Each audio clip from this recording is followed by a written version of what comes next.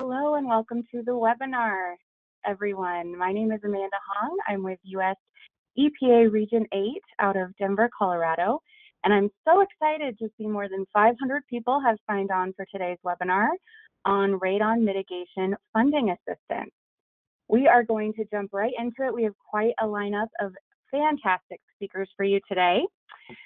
But first off, we wanted to talk a little bit about why we're hosting this webinar. And now, January is National Radon Action Month, and it's really the perfect time for us to come together and learn about the options and different practices that are out there to help fund mitigation.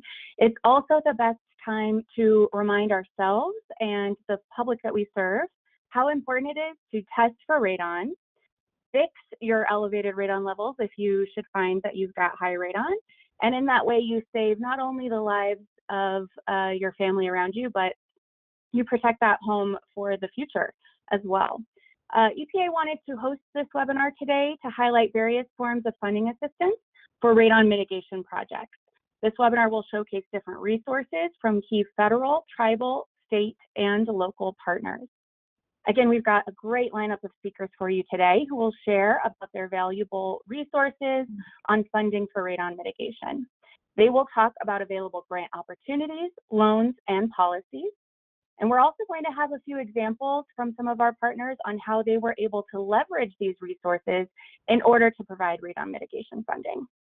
We're joined by representatives from Housing and Urban Development, or HUD, the U.S. Department of Agriculture, or USDA, Environmental Protection Agency, or EPA, Utah Department of Environmental Quality, Colorado Department of Public Health and Environment, the MOVES program, and Muhlenberg College in Pennsylvania. This presentation will be recorded and posted on our website at epa.gov/radon on our publications and webinars page. And as a reminder, please put your questions into the Q&A box. We're going to answer as many of those as we can get to at the end of the webinar, so after all of our speakers have finished with their presentations. With that, I'm going to turn it over to our first speakers, Dr. Brenda Reyes and Glenn Schroeder with HUD. Great, thank you. So my name is Glenn Schroeder. I'm a program analyst with HUD's Office of Environment and Energy, and with me today from HUD as well is Dr. Brenda Reyes from our Office of Lead Hazard Control and Healthy Homes. And we're going to be talking with you about some potential radon mitigation opportunities through HUD. Next slide, please. Great, so what I first want to talk about, kind of set the stage here a little bit, and I won't go into too much depth on this, but from my office, the Office of Environment and Energy, is the HUD's Departmental Radon Policy Notice. Now, some of you may have seen recently an announcement that we finally published a department-wide policy addressing residential radon risk exposure. And this is something we're really excited about. This is really for the first time ever that HUD is addressing the risk of radon exposure across the entire department, so across all program areas, across all grant and funding programs. We're working to address the risk of residential radon exposure for the first time. So I want to talk just a little bit briefly about this policy to kind of set the stage and provide a little context for the potential mitigation funding I'll be talking about next. Now, if you are more interested in learning more about this radon policy notice or have questions about that, my office will actually be holding a live recorded webinar on February 27th. At 3 o'clock Eastern. We'll send out more information about that soon. So definitely tune into that if you'd like to know more about this.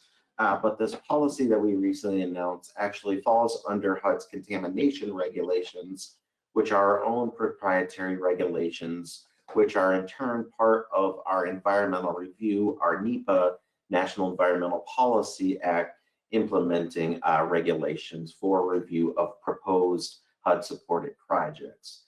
Now, these contamination regulations, they require what we call a contamination analysis to, in essence, analyze properties being proposed for HUD assistance, to analyze them for potential contamination that may affect the health and safety of people or the intended use of that particular property. Now, this recently announced radon policy requires consideration of radon as part of that contamination analysis for a proposed HUD project subject to those contamination regs. And basically what the policy it does is it outlines 4 different options available to consider radon within that contamination analysis. Now, under this policy, technically radon testing is not required, but there may be certain situations where mitigation is required. So if whichever one of those 4 options one uses to consider radon as part of that contamination analysis, if that shows radon levels at 4.0 picocuries or greater, then mitigation would be required for that particular project. They would have to implement a radon mitigation plan or else reject that project for HUD funding. Next slide, please. Great. So what I really want to talk with you all about today is the funding available for that required mitigation when those situations do arise. So for all major HUD programs, both radon testing and mitigation are eligible program expenses, which allows HUD grantees and REs, responsible entities, those conducting the HUD environmental review, NEPA review on behalf of grantees, are able to use existing program funds to cover any costs for not only testing, but mitigation, what we're talking about here, within that environmental review process. So what this really means is that grantees and responsible entities would not have to pay out of pocket to cover any upfront costs for testing, and in particular, mitigation not currently required of them.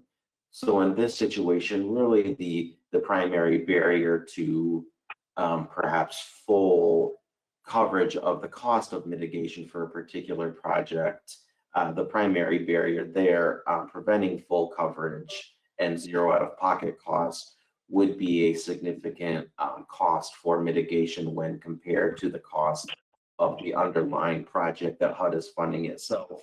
So for example, if you have a particularly small dollar value HUD grant that's being used for, say, a single family home rehabilitation project, if the cost of mitigation is significant when compared to that small dollar value grant, then there may be some additional costs that would need to be borne out of pocket on the grantee or responsible entity.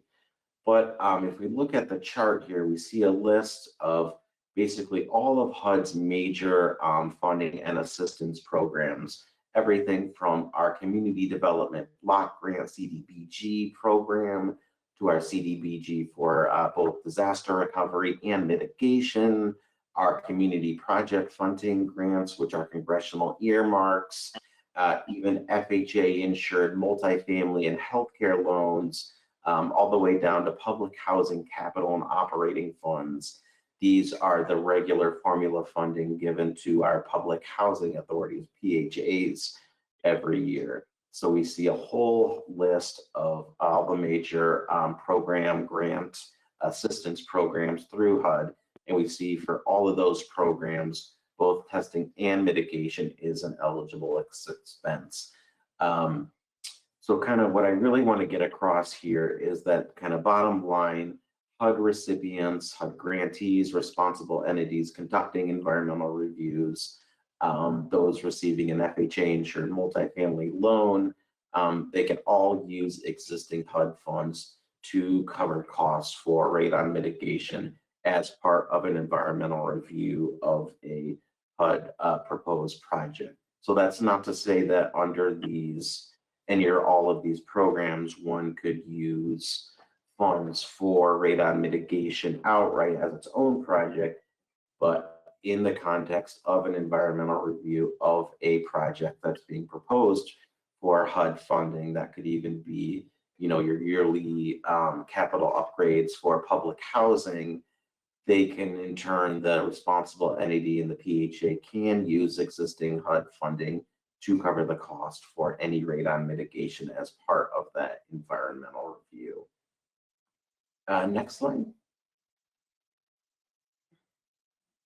And here I'll hand it over to our Office of Lead Hazard Control and Healthy Homes to talk about some proprietary radon funding. Thank you very much. That was very interesting, Glenn. I really appreciate it. My name is Brenda Reyes. I am the Director for the Policy and Standard Division, which reside within the Office of Lead Hazard Control and Healthy Home at HUD. And, our office extends our congratulations to the Office of Energy and Environment for the pivotal role in formulating and publishing the radon policy. The radon policy is a testament to HUD commitment to addressing environmental health hazards and ensuring safe, healthy homes for all. The next one, please. The next slide. Okay. These are our numbers since we started actually providing the funding. In recognition of the serious health risk associated with radon exposure, the HUD Office of Lead Hazard Control and Healthy Home is proud to provide, as it has since 2022, a comprehensive radon testing and mitigation demonstration grant program. This initiative allocates funds to public housing agencies, enabling them to conduct essential radon testing and, where necessary, implement mitigation strategies in public housing units. This program also supports the development of ongoing plans for future radon testing and mitigation in public housing.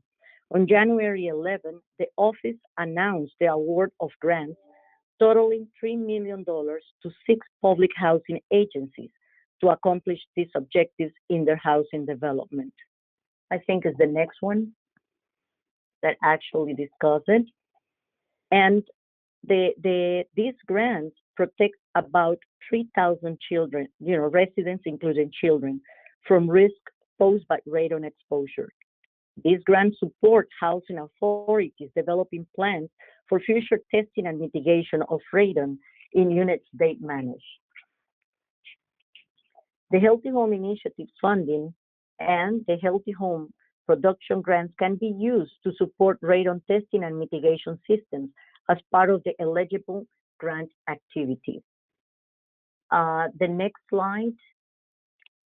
So, and here, this will show you what for the 2023, we were able to award 6 grants to provide 6 awards, ranging from $442,000 to $600,000, totaling an amount of $3 million.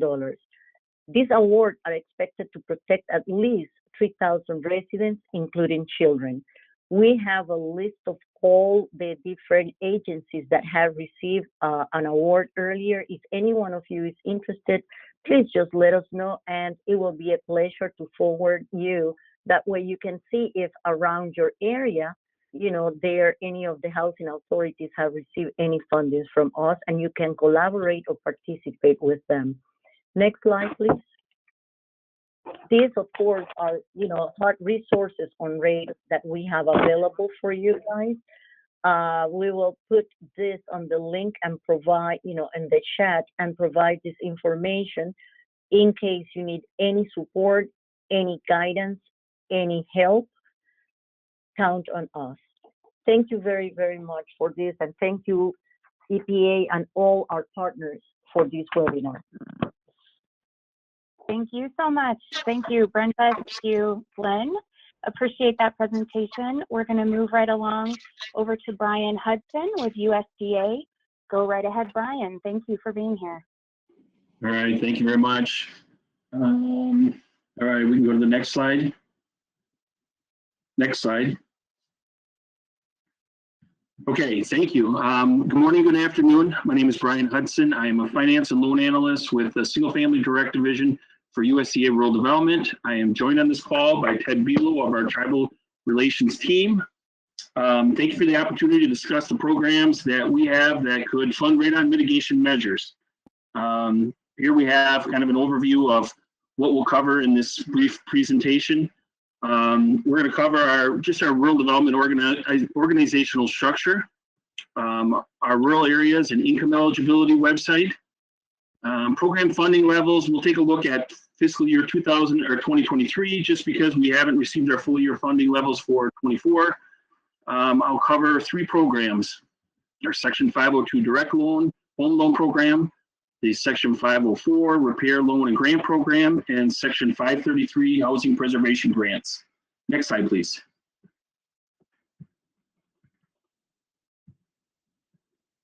Okay, in addition to the staff that we have at our national office, our programs are supported by state offices in 47 states, along with field offices supporting them.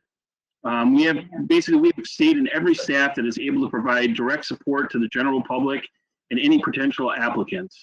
They're able to call our offices, and we have a person who will pick up the phone and can help them discuss the program, learn more about the programs. We can help them walk through the application process. And for our direct programs, we process those applications from start to finish. Next slide, please. All right, this slide shows you our program eligibility tool. This is kind of our place where someone from the general public or a potential applicant can go and they can learn, I guess, are they eligible for our programs? So they can do income, credit, all those types of reviews, and it will give them a general idea if they'd be eligible for one of our programs. You can also locate our income and loan limits, and finally research a property's location eligibility for our single-family housing programs. Next slide, please. This slide shows our fiscal year 23 funding allocations. As I said before, at this time, we don't have our full year 24 funding numbers. However, we do anticipate that they will likely be slightly lower than in fiscal year 23. But in our direct home loan program, the program where we're making loans to individuals or families to purchase a home, we had $1.25 billion in fiscal year 23. For our repair program, on the grant side, we had $32 million specific for the direct, the 504 program, and we also had $55.7 million in disaster funding assistance. For the repair loans, we had $28 million. And for the housing preservation grants, we had $16 million with an additional $2.5 million for disaster areas. Next slide, please. Okay, let's talk about a couple of our programs. We'll start with our direct home loan. With this program, the government is basically the bank. RD staff works with the potential homeowner to complete the application process, and RD staff works with the applicant from start to finish. Basically, we will help them when they turn in the application, and we will be with them all the way through closing and after if there are repairs that need to be made on the home with our loan product. Some of the benefits of the program: it's a fixed interest rate loan with subsidy as low as 1%. Our fixed rate in February will be 4.625%. We have extended payback terms of 33 to 38 years. No down payment is required, and loans can be financed up to 100% of the home. Loan funds can be used to complete necessary repairs identified by third-party inspections. As it relates to this webinar here, in areas of that have known radon risk, our staff will encourage or require that the test be completed, the radon test. And if identified where there needs to be mitigation, we're able to use our loan funds to install that system right along with their home loan. Next slide, please. All right, so this is our 504 rehab loan and grant program. This program has 2 funding mechanisms, as you can see. The loan program assists very low income homeowners with a loan to repair, improve, or modernize their home. Loans less than $7,500 are generally only secured by a note, meaning we don't also have to take a mortgage out on it. Terms of the loan are 1%. It's a 1% fixed rate with a 20-year repayment term. So basically, you're repaying $4.60 per $1,000 borrowed. And we can do a maximum loan of $40,000. And that max loan is really determined by the applicant's ability to make repayment on that. The grant program can provide one-time grant assistance to individuals 62 years age of older who are very low income homeowners to remove health and safety hazards in their home. The maximum grant is $10,000 and can be combined with a loan. And then actually, so we can do $10,000 as our max, and they could actually draw on that $10,000 or build up to that $10,000 over several grants. So they could do a $5,000 grant for some repairs, and maybe down the road they would need additional assistance, so they could come back for another $5,000. But they couldn't in a lifetime exceed more than $10,000. And then the last part of our funding for this program funding area is the Rural Disaster Home Repair Grant. Is a one-time grant to individuals at or below the low income limit with damage from a presidentially declared disaster in calendar year 22. The maximum grant for this is $40,675. So as this relates to the radon mitigation, radon itself, these programs are really geared towards making those types of repairs where a homeowner finds that they have a radon issue or other issues such as electrical, plumbing, heating and cooling, all of those things, roof, siding, windows. We're able to use the program to provide assistance for them to make those repairs through a contractor. They work again directly with our staff. We'll walk them through the whole application process from beginning to the end. Okay, next slide. This slide talks about our Section 533 Housing Preservation Grant Program, which provides grants for the repair or rehabilitation of housing occupied by low and very low income people.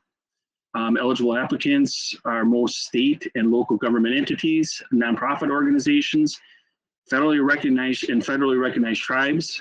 These entities are able to provide this funding then to individual homeowners to make repairs to their homes, including radon mitigation systems. These projects must be in eligible rural areas, which can be identified on the slide a couple up. Applications for this program are accepted on an annual basis through a notice of funding availability published in the Federal Register. Often that notice of funding opportunity comes out around the spring of the year.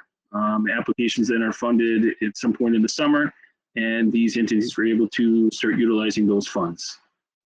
Next slide, please. All right, this slide just shows you a couple of links to resources, some that we've already covered. Income and rural eligibility takes you up to the eligibility assessment up top earlier in the slides. The handbook and regulations gives you really the background, the laws that our programs are governed by, and we'll explain how our programs work, the application process, and the rules that we need to follow to administer them. And then the last part provides you a link to our state and local office contacts. This link will take you to basically find who within your state you would want to talk to if you're looking for further assistance. All right, last slide. Here's my contact information along with Ted Bilo, my colleague on the tribal relations team. If there's any questions or if you have someone who would be interested in our programs, they can definitely reach out to us and we can get them in contact with the right person or answer any questions that they may have. And that is it for me. Thank you very much. Thank you so much, Brian. Really appreciate you being here and sharing all wonderful information. All right, we're moving over to EPA. First up is Cody Hubbard, who is our tribal coordinator with the Office of Radiation and Indoor Air. Cody, take it away. Hi, everybody. My name is Cody Hubbard. I'm the tribal coordinator for the Indoor Environments Division in the Office of Air and Radiation. I just wanted to talk a little bit about the document that we worked on for a couple of years. It's titled Tribal Indoor Air Quality Training and Resource Directory. And so I wanted to briefly give you the background and then also point out the particular funding resource that's available in this particular document. So with that, this document was specifically geared towards tribes for indoor radon programs, but also it touches on a lot of different 11 or 10 other different subjects in the indoor air, and I'll go through that in a little bit. But this document started out of Region 8, and it was intended for Region 8 tribes, but with the topics that included, it was really was intended, or it evolved into a national program because many tribes face the same kind of indoor air, whether they already have indoor air programs or want to develop it. So it became a national effort. And so it was transferred over to headquarters with the Indoor Environments Division with the cross program outreach program. And we had like about 3 or 4 people here along with Region 8 staff that worked on it. But overall, this was a national effort in terms of getting these resources together for tribes and also anybody else who wants to tap into these resources that are listed in the directory. So primarily, we started out working with the National Tribal Air Association, and then also the Institute for Tribal Environmental Professionals, and then also the Tribal Air Monitoring Center out of Las Vegas. And so we put this work group together along with headquarters staff, and then also for their guidance, their input, and how can we make this a much more robust document, getting everybody involved. So in July of 2021, IED, which is Indoor Environments Division, the National Tribal Air Association, and ITEP, we hosted a feedback webinar with the tribes, federal agencies and states, and also some private entities were able to join us. And so we presented this preliminary document to them, and they gave us a lot of feedback from their own experience. I want to mention here that we also reached out to other federal agencies. For instance, we worked with Housing and Urban Development, the Indian Health Service, the CDC, the Bureau of Indian Affairs, Department of Energy, USDA. So this was a national collaborative effort, if I may say so, and they were very responsive to our request for them to review sections of the document where it pertained to them and receive feedback. Also, so this was a national network and also a collaborative effort. Also, I want to mention that this is a living document, so we are consistently trying to update this program as new regulations or policy come about from many of these federal agencies. So we're continuing to update this document. So again, we hosted this webinar, and there were so many tribes that made it known that this is a very valuable document because Indoor Environments Division is very valuable. So it was finally published in September 2022, and we distributed that. So next, I'll just go through this really quick. Next slide, please. So what is it? So it's the directory of resources, and then also collaboration with the ITEP and then TAM Center. Next slide, please. So here are the topics that we covered: asthma, mold, and moisture, radon. That's the part that we're interested in. And these are some of the other topics that we included in there. So funding, if you look this up in the on our website, and if you click on funding, it'll take you to the next slide, please. The Tribal Homes funding website, and there you can do a research on the various radon funding that's available. So these are just some of the resources that are contained in this document. And again, this is a living document, so please click on the link there. Next slide, please. So if you have any questions, please contact myself or Amanda. One of the things I wanted to do here was acknowledge 2 of my colleagues that were very instrumental in getting this document together. They are on this panelist. They're on this panel, Amanda Hong, which is out of Region 8. It all started with her and Allison Ryback. And then also I want to recognize Andy Bessler, At the time, he was the NTAA manager, and so he was very instrumental, along with the with Mansell Nelson with ITEP. So please do click on the link for the indoor tribal air quality directory. Thank you, and thanks. Thank you so much, Sakoti. It's great to have that update. Really wonderful document. I see that Christian and her team are doing a great job dropping these links in the chat. So please be sure to check out about all of the resources out there. And as Sakoti said, it's great that we are joined today by Andy Bessler, who is now with us here at EPA. Hi, Andy.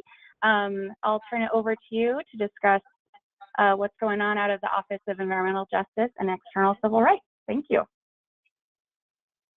Great, thank you so much. Can you hear me okay? Yes, loud and clear. Okay, thank you. Yeah, hello everyone. My name is Andy Bessler. I'm a Stakeholder Coalition Coordinator and OEJ ECR's Tribal Consultation Advisor. EPA has a pretty new national office called the Office of Environmental Justice and External Civil Rights. It used to be the Office of Environmental Justice and the Office of External Civil Rights under the Administrator's Office, but it was elevated to a national level office along with the Office of Water, Air and Radiation, et cetera. And so we're really excited to have a new national priority for EPA on environmental justice and external civil rights. And OEJ ECR, it's a terrible acronym, I know, but that's what we're stuck with. OEJ ECR supports the agency's mission by providing leadership on environmental justice and external civil rights priorities of EPA. I just wanted to point out a few updates from our office since we're pretty new. President Biden signed an executive order last month at the National Tribal Summit held at the White House, Executive Order 14112. It's pretty epic in terms of how the federal government works with tribes. I'd like to point all your attention to this. The slide deck has links that are hyperlinked there, so you can read the executive order yourself. EPA is participating in a government-wide review of this executive order to determine what changes need to be made, specifically in how EPA works with tribes. One of the resources at the last slide comes from this executive order, and I'll point that out.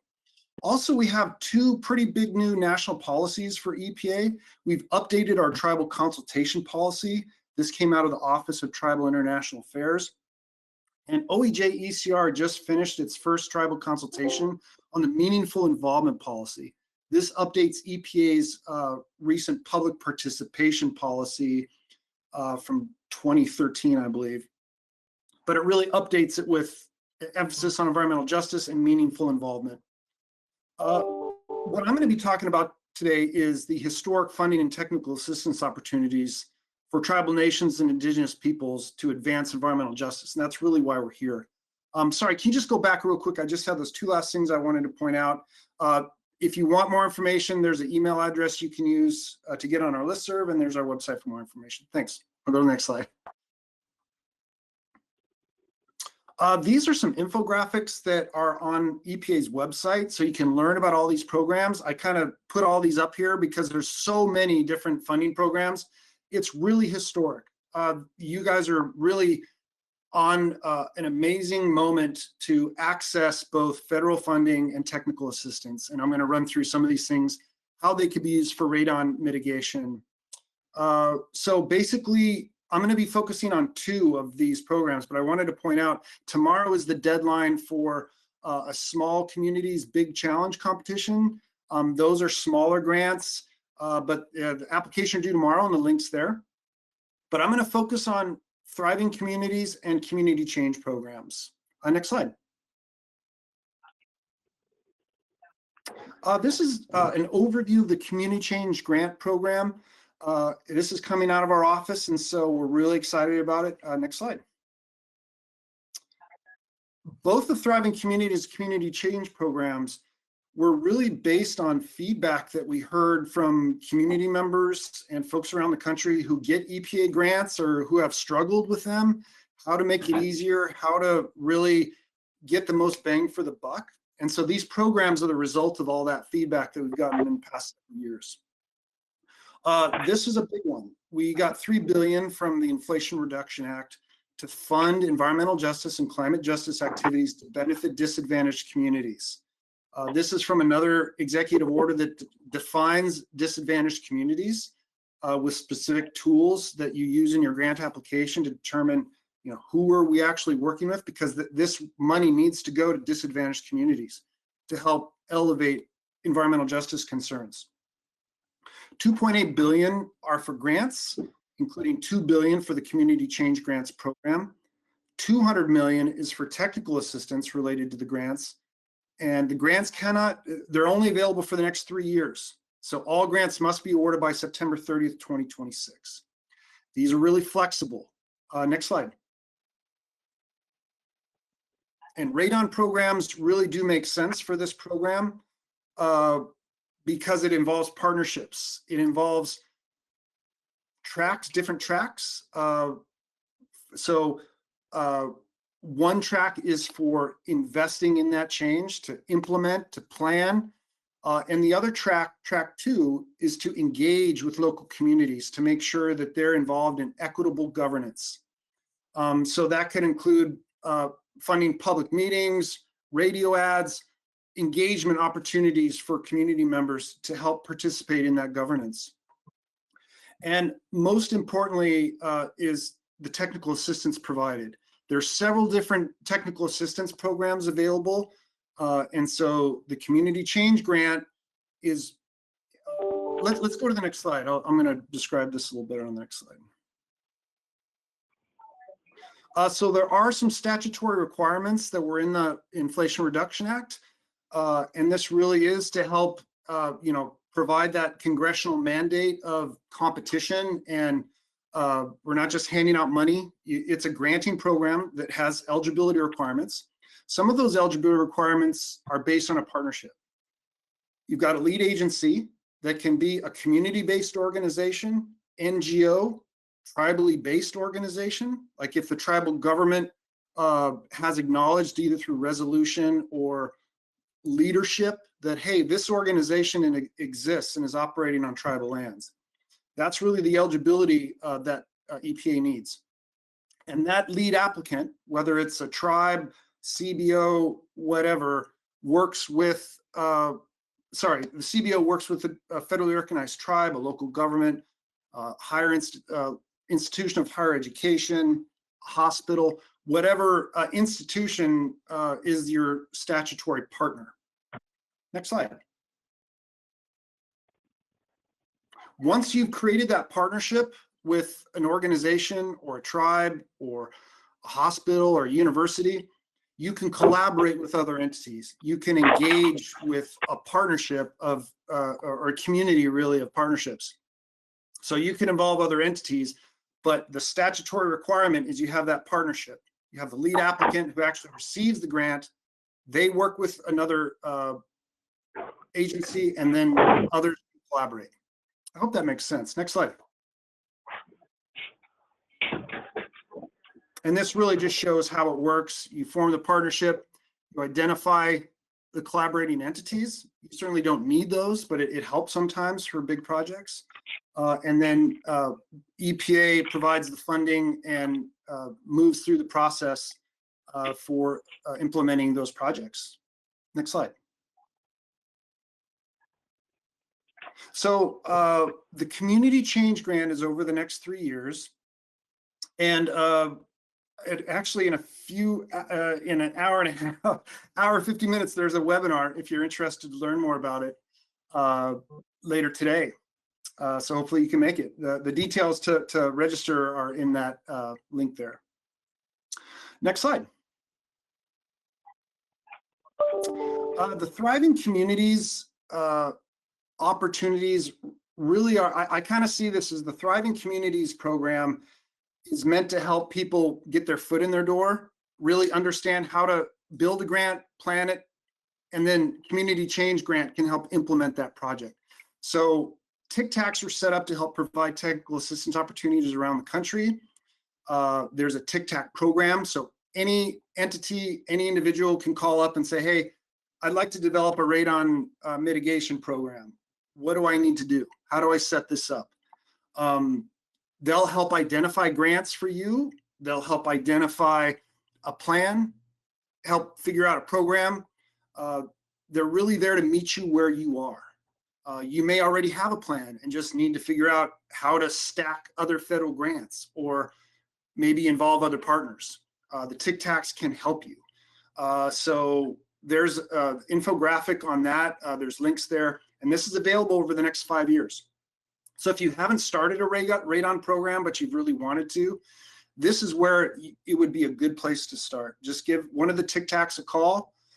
There's several Tic Tacs in across the country. There are regional Tic Tacs and national Tic Tacs. The national Tic Tac is the National Indian Health Board for tribes. There's several other large national Tic Tacs to cover nationally, but there are regional ones. And Region 8 just established their regional Tic Tac with Montana State University. Specifically, I wanted to point out the Grant Makers program. These are going to be pass-through grants to the network of thriving communities or Tic Tacs. And that $600 million can be granted out to folks they're working with. And this money could definitely go towards radon mitigation plans. So that Grant Makers program, definitely want to take a look at that, and that's linked there. Next slide. If these two programs don't work for you or you're not too sure, there is a comprehensive list of all federal funding that's hosted by the White House Council on Native American Affairs. It's called the Tribal Access to Capital Clearinghouse, and that's linked there. That has every federal grant that's available under the Inflation Reduction Act, and really can be targeted to fit your needs. If you take a look at that clearinghouse, it provides some tools. Also, another good tool is the Evergreen Collaborative and NDN Collective produced a 2023 report that really does cover all the federal grants that are available. And you can look and see where, if you have a radon program that's maybe part of a larger air program, you can take a look at that and see what might be eligible. Next slide. And it's sure nice to meet everybody. Feel free to email me if you have any questions about these specific granting programs. Happy to answer. Thanks. Thank you so much, Andy. Wonderful presentation. Some awesome opportunities available out there. And like Andy said, this is a good time to be applying for funding. So I hope you checked out some of those great opportunities. All right, thanks again, Andy. We're moving right along into our state program presenters, starting with Eleanor Diver, who's right here in my region, Region 8, with Utah Department of Environmental Quality. Over to you, Eleanor. Thanks for being here. Okay, thanks. Can everyone hear me okay? Perfect. Yep. So it was really kind of interesting to see Andy's slides, because I think that the state of Utah really mapped out in our last environmental justice government to government grant the exactly what his slide said to do and accomplish. So I thought I would try to go over what we did in hopes that will be helpful to you as well. I don't have any slides, sorry. I have 5 minutes, and I'm just going to go through a few things that we did.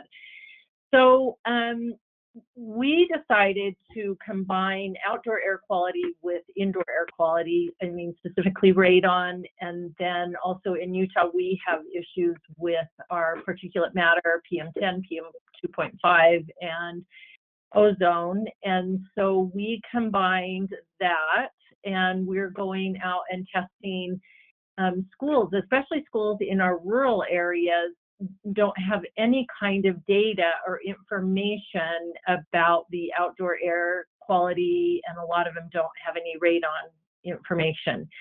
So we have already worked with the local health districts, and then also the University of Utah and Brigham Young University are also helping us with deploying those test kits. So that will be also helpful and beneficial.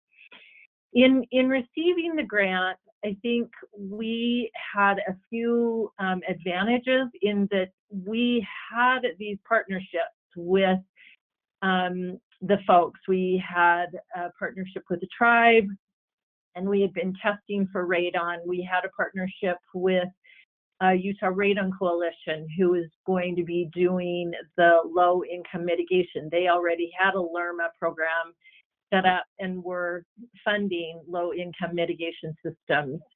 So I think that that was really helpful and beneficial for us moving forward. And then I think the other thing that was helpful was in looking at the EJ mapping tool, which was a requirement for the bid and the project, was outdoor air quality had some really good data in the sites and areas that we were hoping to test and measure and deploy.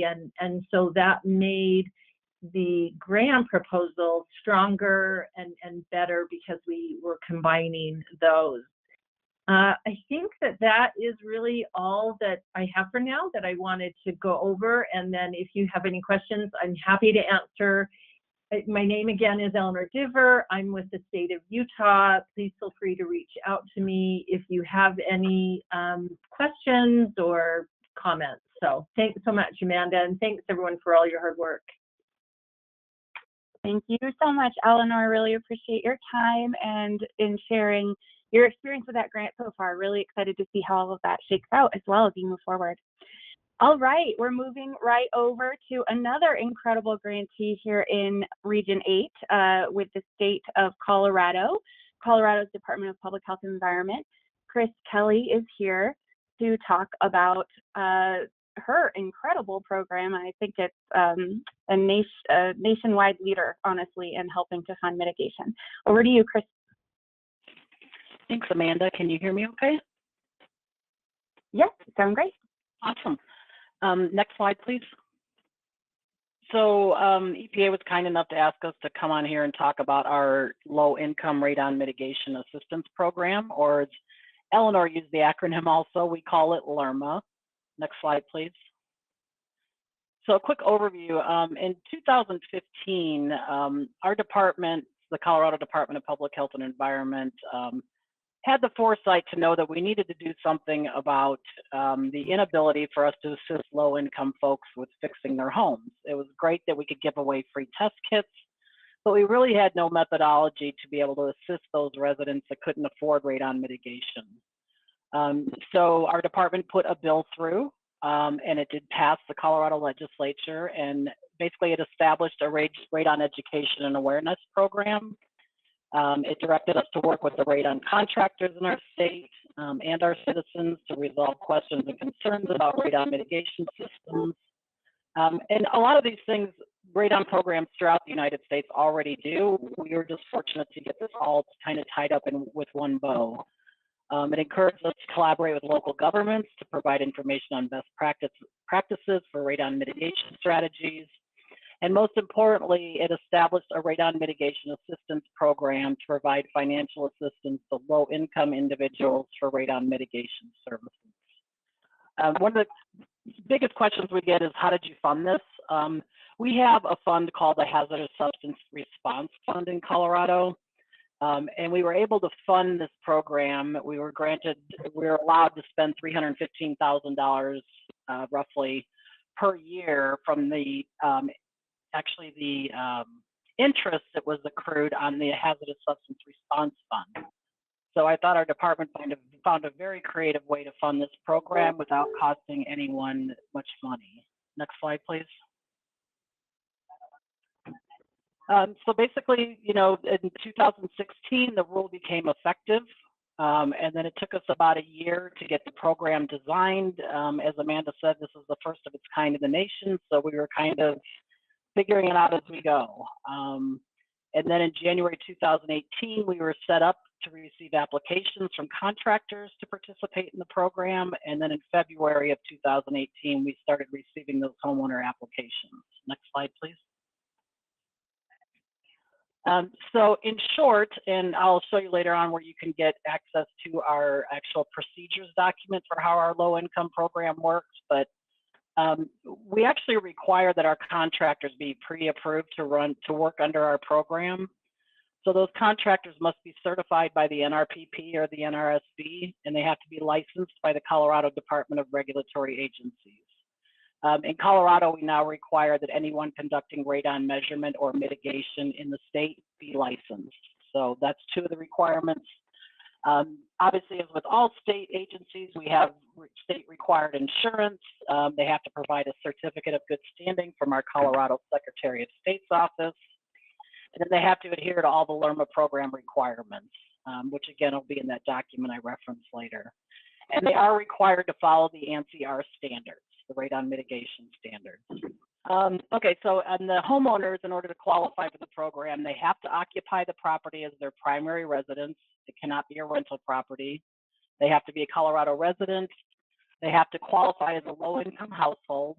And those qualifications we base on the annual HUD low-income qualification requirements. So we use the HUD table for that. And then we have certain documentation the homeowner also has to provide to prove their residency, you know, good standing in the mortgage, things like that. Next slide, please. So the first thing we decided is how we're going to get the word out about this program. So we created this card that you see here, the LRMA card, we call it. And basically, it's like a half-page cardstock size card that our contractors give away throughout the state. Our radon, we do radon grants to local health departments, so they're very good about advertising our program also. But we basically try to get the word out about this program any way we could to, you know, make sure the public is aware that it's there and available for them to use. It's got a short description of the requirements, as I stated to you earlier. And originally we figured we could fix about 100 homes a year with the $315,000 in funding we had. Next slide. So just a quick update on where we're at today. So far we have 31 contractors working for us with 21 different companies. That has varied over the years. Some companies have come in and left, and then we have new ones come on board. But we do require that the individual contractor be approved to work in our LRMA program. It's not a company approval, it's an individual contractor approval. Since our first mitigation in February 1st of 2018, we've mitigated 450 homes to date. The costs range from $495 to $5,800, averaging about $1,850. Just because I get this question all the time, the $495 cost is basically a house that was built with radon-resistant new construction. It was a passive system, and the homeowner qualified for the program, so we were able to pay just for the activation of that fan. So that's why that one looks so cheap, or inexpensive, I should say.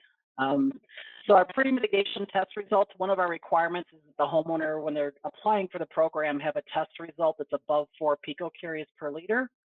So our pre-mitigation tests have ranged from 4.1 picocuries per liter to 128.4 picocuries per liter.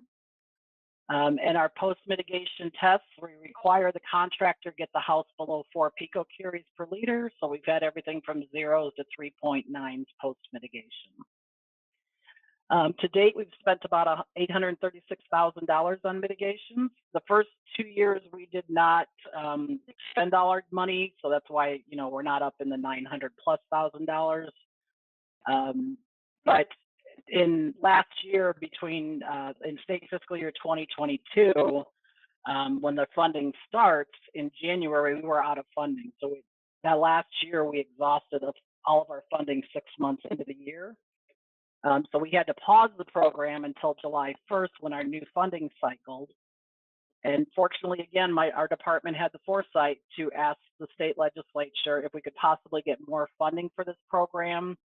And with great support from our legislator, and I have to give kudos to Rocky Mountain ARST, our local ARST chapter, realtors, contractors, the American Lung Association, lung cancer survivors in Colorado, all give us great support with our legislature that makes these things happen. So always try to work with those organizations in your states. They do make a huge difference. And we were fortunate enough, actually this July of 2023, when the legislature realized we ran out of funding in 6 months, increased our funding to 1.1 million with the general fund. So we are thrilled that we can continue to service our state, make people's homes safer, and have the funding to continue to do it throughout the year. Next slide. So just a quick glance at some of our mitigations.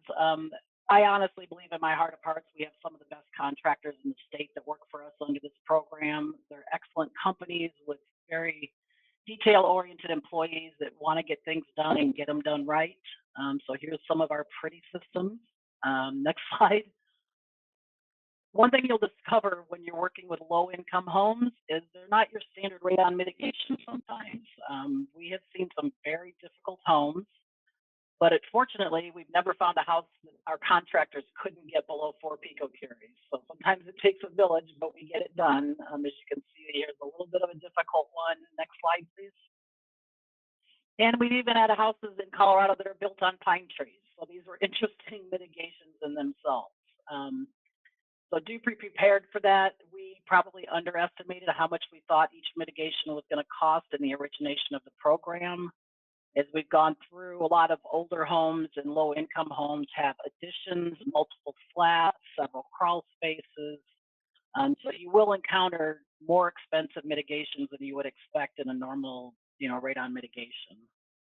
Next slide. One of the things I always point out you're going to have to deal with if you run a program like this is HOA approvals. I'd say about probably 30% of our homes have HOAs that apply for this program. So you do have to get HOA approval before we can install the radon mitigation system. And we work with the homeowner and the contractor to get those photos and forms to the HOAs. And then once we get the HOA approval, we will obviously get the system installed. Thanks, Amanda. And as you'll see, sometimes they want the pipe painted, the fan painted. They have all kinds of requirements. So just be prepared to deal with that. Next slide. I'm not going to go through this in detail because I'm running short on time, but after we're done with every job, we send the homeowner a survey with 8 questions. This is just 4 of them. We've got a magnificent homeowner approval process. They love the application process. They love the contractors. They're very happy with the mitigation process. So we're getting great feedback from the public on this program in general. Next slide. So in short, you can go to our website. It's coloradoradon.info.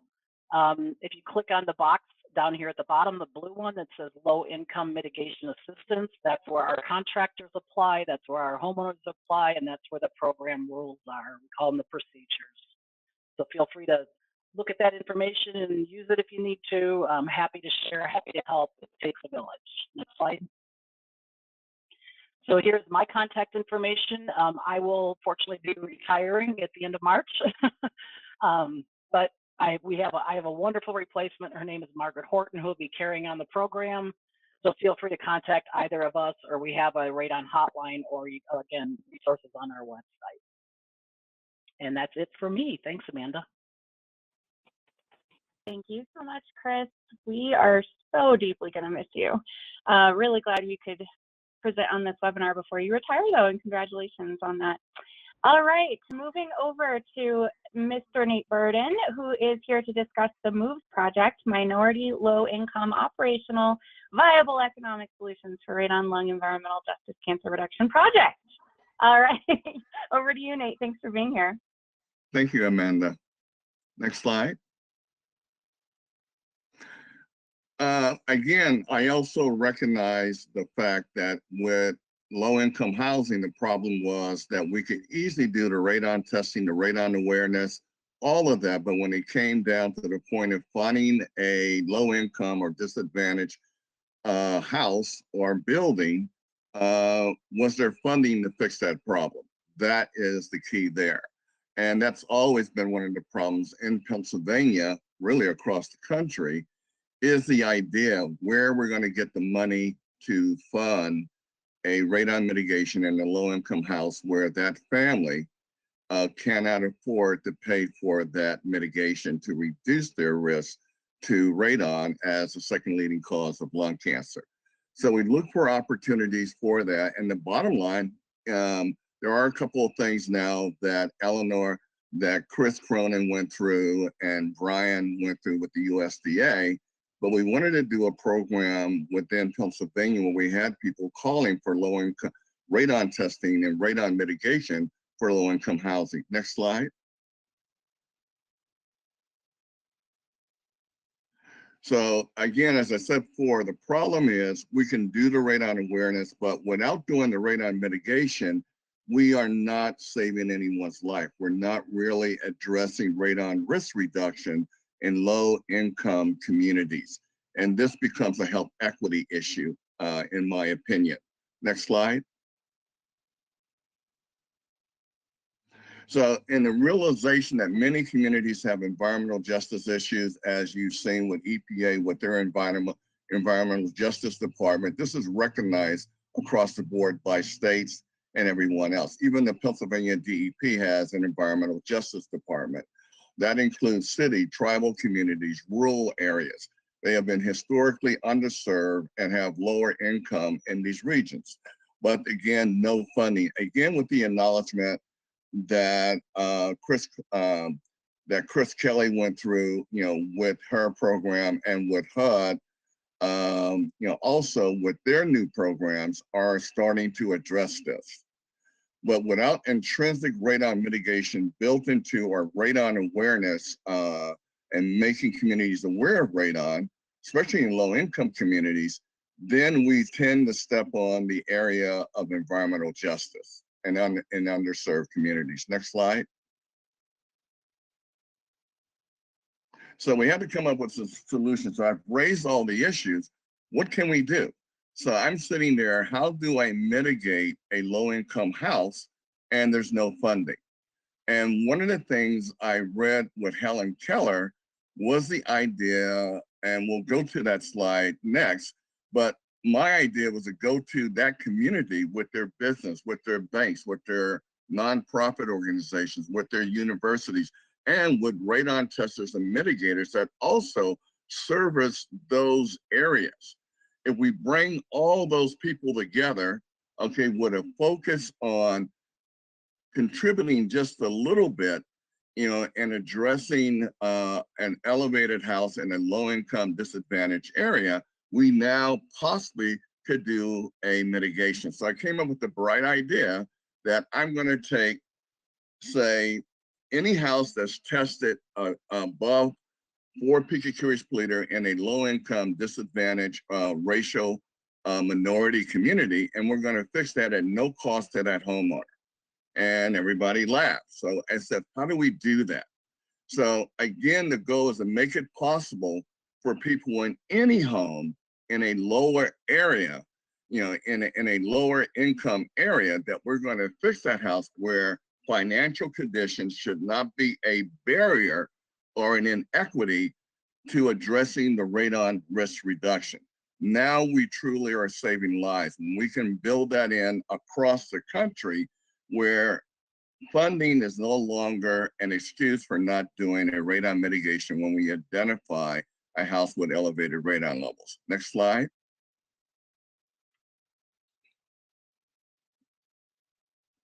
So reading Helen Keller, alone, we can do so little. Together, we can do so much. So the idea of the minority low-income operational viable economic solutions, I had to come up with an acronym. So it's Moves for Radon EJ. And this is a pilot program that we started a couple of years ago. And the ideal here was to bring people together to contribute for that. So next slide. So again, without reading all the slides, what I did is approach the radon testers and mitigators in my area and ask them, number one, if you're a radon mitigator, would you donate 1 or 3 radon mitigations, as for low-income housing, as giving back to the community? And we approached 3 or 4 different radon mitigation companies. One of them was John Mallon's company, and in Pennsylvania, and he agreed to donate, say, 3 to 5 radon mitigations at no cost to anyone. He would simply write that off and go through that. And this also dealt with rental properties. So, well, Nate, what about the rental properties? Aren't the landlords going to be upset? No, not when they find out they don't have to pay anything. And we just made an improvement to their property. And for the occupants of that property, now they're at least a little bit safer, you know, and dealing with the elevated radon levels. That's been fixed. So we use professional radon mitigation companies and persons, you know, that would do the work. And these professional mitigation companies would donate 1 to 5 mitigations. So that was the idea right within the Pittsburgh and Philadelphia area, where we found mitigators that were willing to donate a mitigation, say a mitigation company that does work. Yeah, I'll do one mitigation. So we talked to 5 or 6 different mitigators. The idea here was that eventually we would find mitigation companies that would donate a mitigation for low-income housing. Again, the radon community and other businesses will be giving back to the community and providing radon health risk reduction by doing actual radon mitigation. Next slide. So, herding the cats together. Obviously, this isn't a big approach. So we approach PA licensed testers and mitigators. What about testers? Well, one of the things in actual low-income areas is not a lot of real estate turnover. So we had radon testers that would donate 5 to 10 radon tests in an area. So we had 5, 6 different radon testers doing that. Next slide. So the end result when we did that for this particular community in Pittsburgh, Homewood, we actually tested 75 homes with licensed radon testers, found 3 homes with elevated radon levels, and we mitigated those homes at no cost to the homeowner. We approached fan manufacturers, Radon Away, Festa, and AirTech, and all 3 of them agreed to participate in the program. And we approached Home Depot that donated Schedule 40 PVC pipe and Lowe's. Next slide. Again, that's, you know, and we had an incentive where we wanted to have this as a tax write-off, but also we worked with the Pennsylvania DEP with Bob Lewis and Denise Blyler, where we agreed that persons participating in that program would be able to get CE credits for participating in the program, another incentive. Next slide, almost done here. For the USDA, I'm going to skip that, but the problem there is that Brian Hudson already went over the programs, but the problem in rural areas, there's no radon mitigators there. So one of our ideas in working with the, also with Janice Aquiletta, with the tribal nations, is we want to basically train and pay for and train them and get them train basic contractors in that community in radon mitigation, get them NRPP certified, pay for that certification and training. This way they can service their community as opposed to trying to train one person. That may be the only mitigation he may do. Next slide, I'm almost done. And we're also working with Rebuilding Together Pittsburgh. Next slide.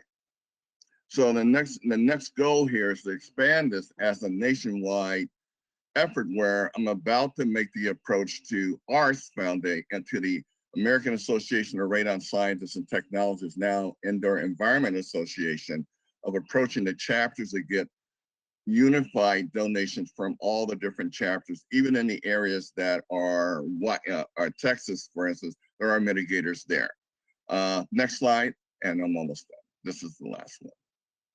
So again, the goal here for this pilot program is to expand it where we're doing 100 to 1,000 radon mitigations nationwide across the US for 24 to 27. Again, I am open for anyone that wants to start this program in their area. I will be glad to work with everyone for this. Thank you. Excellent. Thank you so much, Nate. That was a fantastic presentation. All right, on to our last presenter, and certainly not least, Dr. Chrisanne Cronin is here from Muhlenberg College to discuss what's going on over there. And then we're going to have some questions and answers after Dr. Cronin's presentation. So to all of our presenters, please stay on the line and we will get over to those questions next. Over to you, Dr. Cronin. Thank you. Hi, thank you. I'm just piggybacking on what Nate said. He covered a lot of my philosophy on radon testing and mitigation in low-income communities. So I won't repeat what he said. It's just what Nate said is how I feel.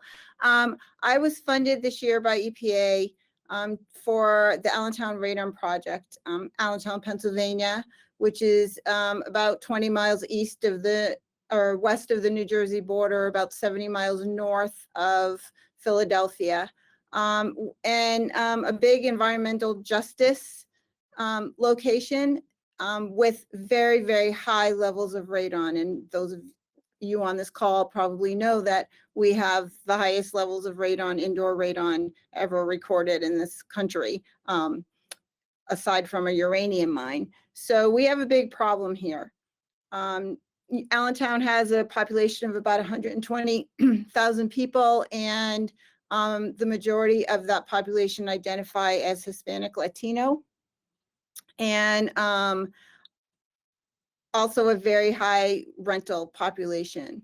So a few years ago, I actually did a survey in Allentown to find out what awareness there was of radon and also what the knowledge of radon was. And I found something alarming, but not necessarily surprising. And out of the 5 zip codes that we surveyed, we found that those zip codes that had the lowest number of radon tests on file were also very similar socioeconomically, in homeowner status, and also in the majority population being Hispanic. And you can see there I have circled in red the 3 zip codes, the 1, 2, and 9 zip code with the lowest rates, and also those socioeconomic issues and home ownership issues as well.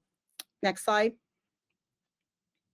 So after we did the survey, we held 6 focus groups with both Hispanic people who identified as Hispanic and non-Hispanic people. And we asked some questions about radon. And one of the things that we asked them is, would you be willing to test for radon in your homes? And the people who were renters said that they were not likely to test their home for radon, because even if they were given a free test kit, there was really nothing that they could do about it if they their homes tested high levels. And so because landlords in Pennsylvania aren't legally required to test their properties for radon, and even if they did, they're not necessarily required to mitigate, that's a huge issue. Over 57% of the renters in Allentown identify as Hispanic, so this makes this even more of an environmental justice issue. Next slide. So I applied to the EPA probably about 18 months ago, maybe a little bit more, and started working on a proposal where I really wanted the money for testing and mitigating. And going back and forth with Michelle Moyer, who was an incredible amount of help, we actually reached a compromise where we had 2 major components to the grant award. And the first component was that some of the money would go towards outreach and education, which I think is still really important, but it's not, you know, the end of the line. Like Nate said, you know, once we make people aware and once they test, you know, we can't just leave them hanging and say, well, you know, good luck with that. Now you know, but we're not going to help you do anything about it. And I couldn't ethically do that. And thankfully, I don't have to. So the slide that you're seeing right now is just part of our outreach and education program. We actually did a blast like this right before COVID, in the January before COVID, and then you know what happened after that. So we really couldn't assess how effective our advertising and outreach was. But what you see there is we took out banner ads on the buses that go through Allentown and in the bus shelters. They were in both Spanish and English. We also created a website called radonlehighvalley.org, which people were guided to by those signs. We had a social media advertising campaign just recently in the month of December, and then the whole month of January, we've had this bus and bus shelter campaign. And we also have a test kit giveaway. The American Lung Association donated 300 test kits to us. So when people actually go to the radonlehighvalley.org website, they can get lots of information on radon in both English and Spanish, but right at the top, it's not in this picture, but now there's a link where you can order a free test kit. So we have a free test kit giveaway. I've been on Philadelphia News, local media stories have been run in the past month. And so we're having an overwhelming response to that free test giveaway, much more demand than we have a supply for at this point. Next slide. The second component was to pay for the testing and mitigation of rental properties in Allentown. And so this is a collaboration between landlords, property managers, Integra Environmental, who won the bid to do our work. It's a local mitigation company. And we have enough money right now to mitigate at least 5 properties, maybe even more with Integra's discount that they're giving us. The first one was just done yesterday. So, there are some challenges associated with this kind of work because there's a lot of people to coordinate, including the tenants, in order to get this work done. So we've got some more lined up in the coming months. And I hope that we can get this grant renewed and do more of this. I mean, it's one at a time, but it's better than nothing. And I think we're going to make an impact in Allentown. Next slide. And I just want to thank the EPA for funding this project, and always the PADEP folks, Bob Lewis, Denise Blyler, back in the day, Dave Allard, because they're the ones who supported this from the get-go. Thanks. Thank you so much, Dr. Cronin. Wonderful presentation and project there in Allentown. Great to hear about it. All right, so we've got a little bit of time remaining for our Q&A portion of today's webinar. Just a quick note for any presenters and anyone who is waiting for an answer on their question. The webinar is able to remain open for an additional 15 minutes. So if any of our organizers or panelists are able to stick around a little bit longer, that would be great. But of course, we understand if you need to duck out early. All right, so going over to our first question. This one is for HUD, for either Glenn or Brenda, and it's also for Brian with USDA. If people have questions about the HUD and USDA funding assistance programs, who are the primary contacts that state agencies should direct them to?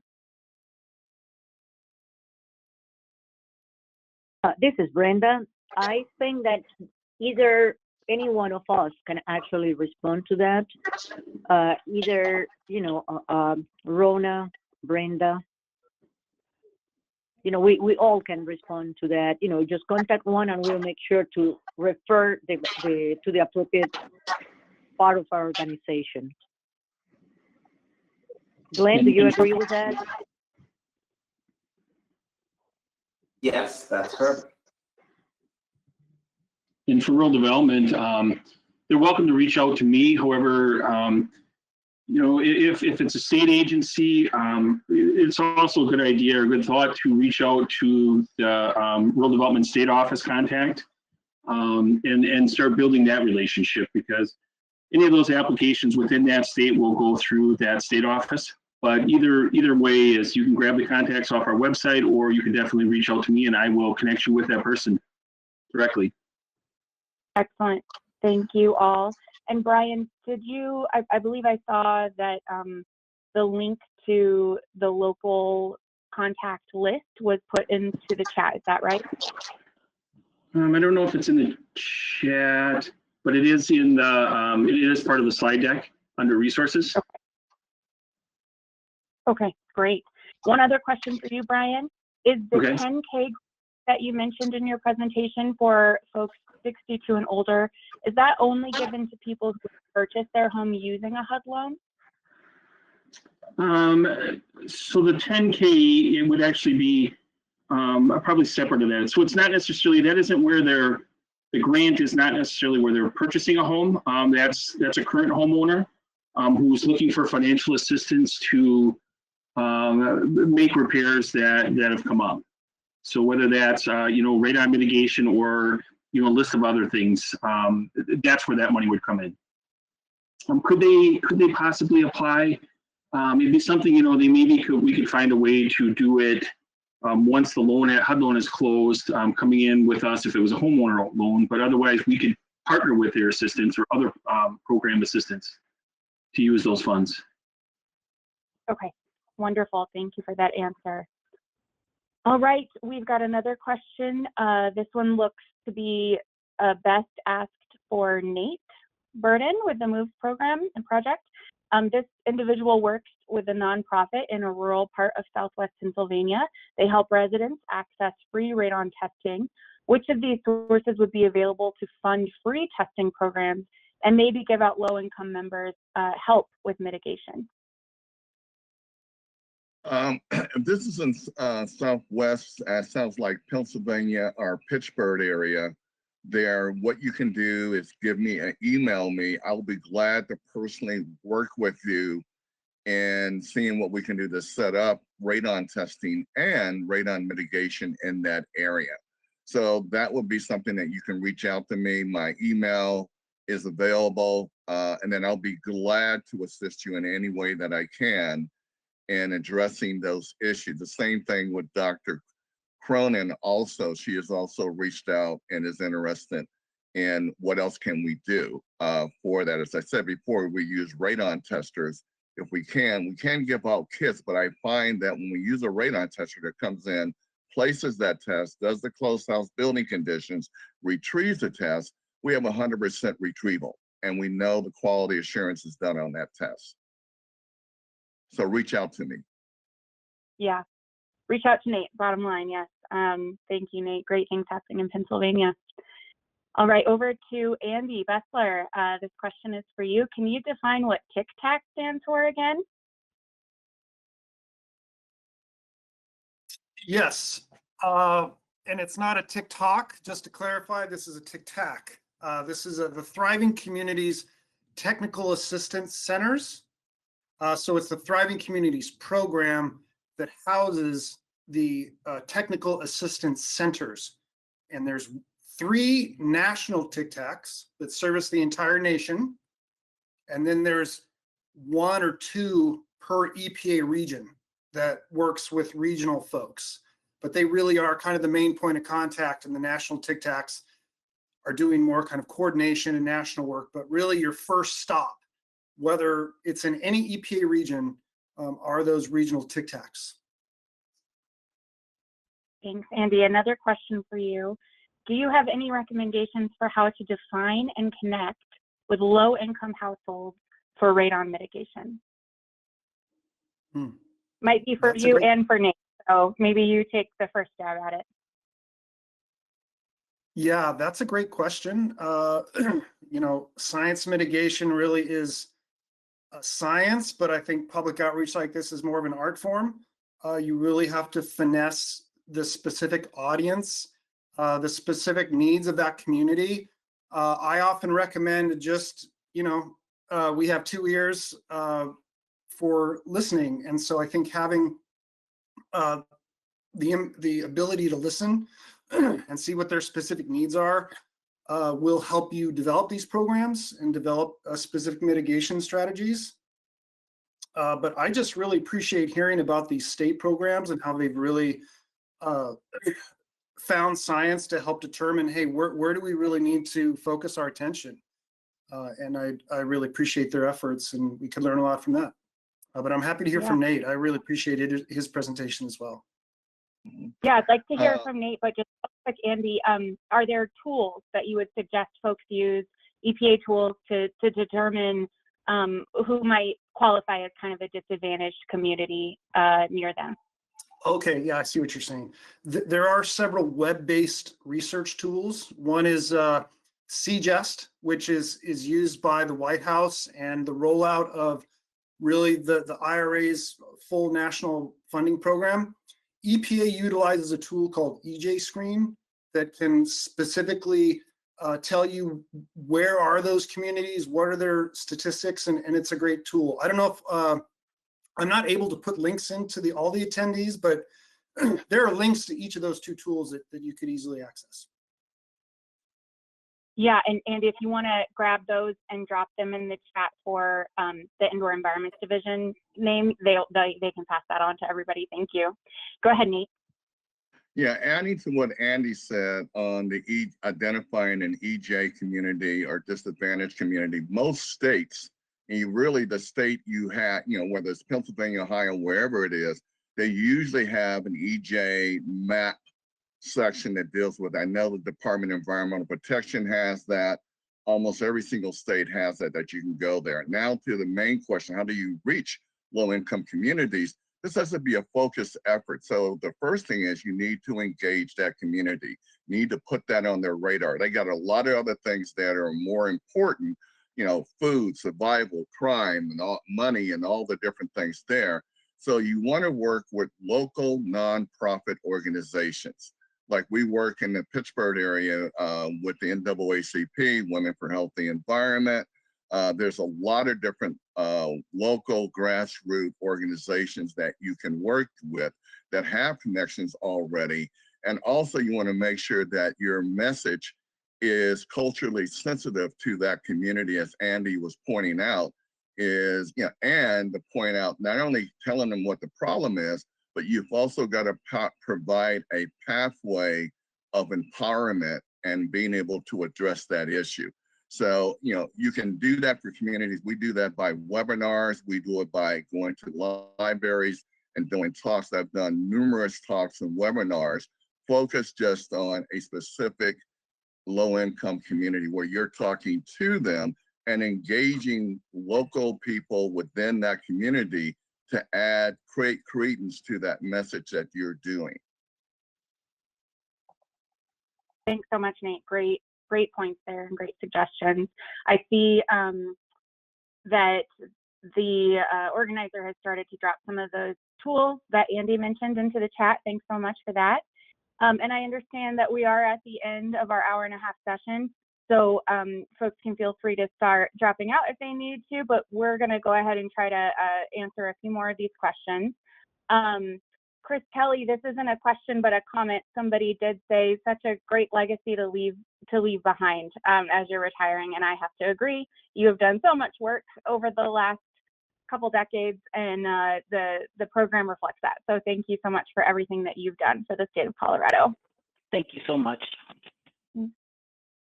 Okay, and Eleanor, a quick question for you if you're still on. Somebody has asked what grant, could you please repeat which grant you obtained for the work that you described? Sure, it is called the Environmental Justice Government to Government Grant. And you were required to have a community partner, and it was recommended that you have several community partners. And so that was very, like I mentioned already, very beneficial that we already had those relationships in place. Yes, absolutely. Thank you so much, Eleanor. Okay, couple more questions.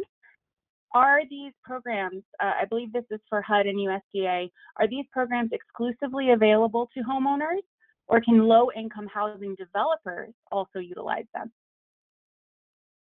Anybody want to answer that one?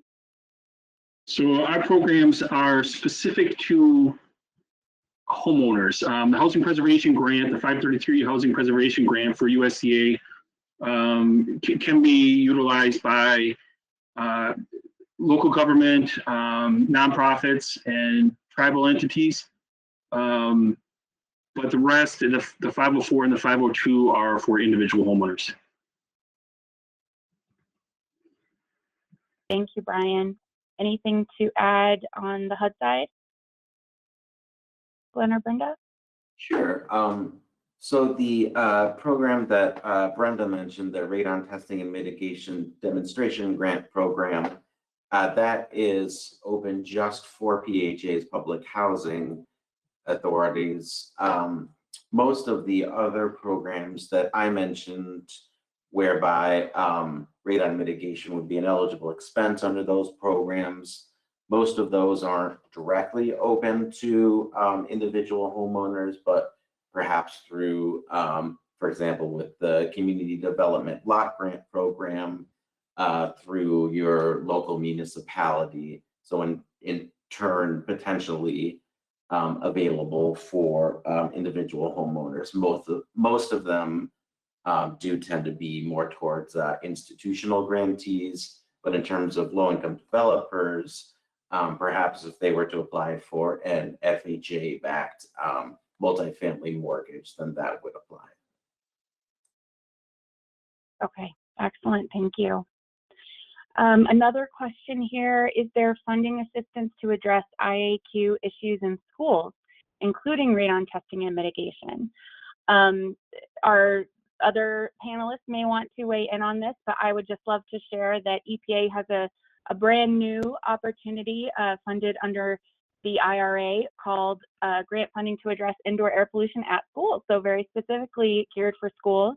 I believe there's more than $37 million available there, and that opportunity just opened up. So we're going to go ahead and drop that grant opportunity link into the chat for you if you're interested.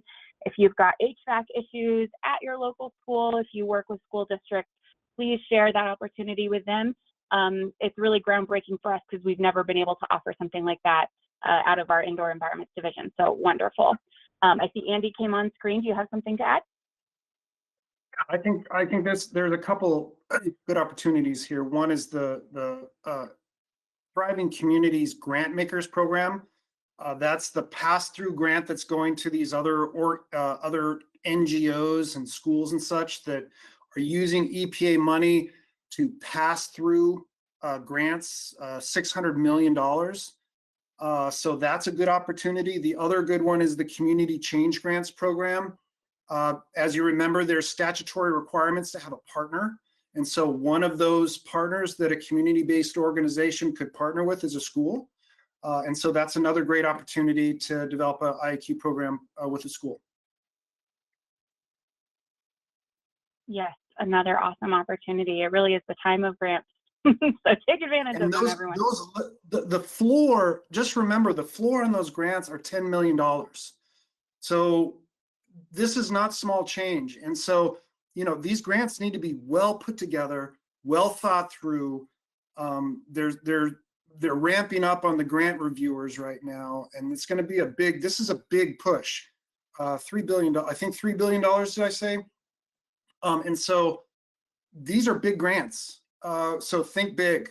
Don't be thinking, you know, 5 or 10 households. Be thinking, you know, pretty big scale. And so that type of scale, you know, to ensure you have capacity, you know, you get a good partner. Maybe it's a state government like state or Colorado or Pennsylvania. I wouldn't mind having those guys. That they really know what they're doing. So that's something to think about. That's right. Yeah, thank you, Andy. I think the questions are slowing down, but we still have a couple more. So I will go ahead and ask this next one. It's for anybody. This question comes from an NGO or a community-based organization. What is the best source for a community-based organization like an NGO to find funding for mitigation assistance for the residents that they may serve? Of course, in a state like Colorado, you've got the LRMA program that Chris Kelly talked about. But outside of a state, you know, legislatively supported program like that, does anybody have any recommendations for folks who are outside of a place like Colorado? Go ahead, Nate. One of the programs is actually approaching housing authorities now, you know, that are hooked up with HUD. A lot of these are doing restoration. All of them are applying. There's grants that have been awarded to a lot of housing authorities, even in Pennsylvania, for instance, Lebanon County, and the American Lung Association also has a program where we're actually going into all the county housing authorities and training them on radon to help them to interject that within their maintenance program. So it can all fit there. I would approach the housing authorities for that direction for radon testing and radon mitigation.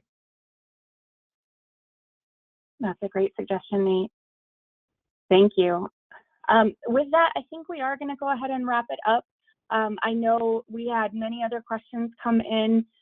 If you did have a question and it was not answered, I encourage you to feel free to reach out to the presenters who included their contact information in the slides, or to us as the webinar organizers, and we're happy to try to pass that question along and get it answered for you. But more than anything, I want to thank all of our presenters for being here, and to all of you as well for participating in today's webinar. We really hope you learned something from our excellent lineup, and have a great rest of your January. Happy National Radon Action Month. Please remember to test, fix, and save a life. And we wish you all the best of health. Thank you so much, everyone.